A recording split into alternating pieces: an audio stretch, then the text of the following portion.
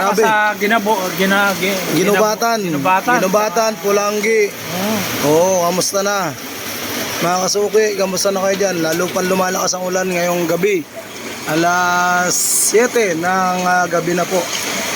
At patuloy pa po ang pag-ulan dito sa amin. Ayan po. At lumalakas na naman ang ulan. Kamusta kayo dyan mga tiga Batangas?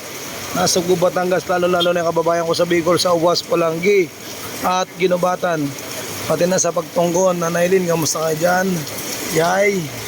Kamusta na yung mga ano natin dyan? Ngayong gabi, mawalin pa rin po dito sa amin habang nagtitinda ako ng siomay. Yan, habang nagtitinda tayo ng siomay ay lumalakas na naman po. Nasaan na yung kape mo? Ang ulan, wala na yung kape ko, bus na. Grabe, malakas po ang hangin dito sa Tondo. Bumabaha na po dito. Nakikita nyo naman, ayan o. Oh, bahan-baha na. Grabe. Sana ingat po tayo lahat.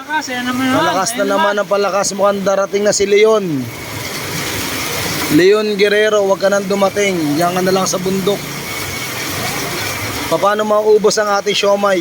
Ayan, diba? Grabe, lakas na naman. Lord, tigilin niyo na po ang ulan. Ikaw lang ang may kakayahan ng lahat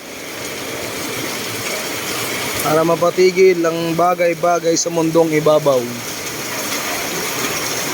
Yan na po, siomay kayo. Nakakasuki. Ayan, o, diba? Lakas po ng ulan. Walang tambay, walang bumibili ng siomay.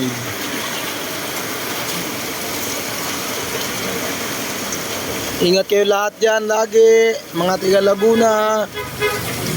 Samar, po sa mga ano nila, nyok. Lalo na dyan mga kababayan natin sa Samar, mag-iingat kayo.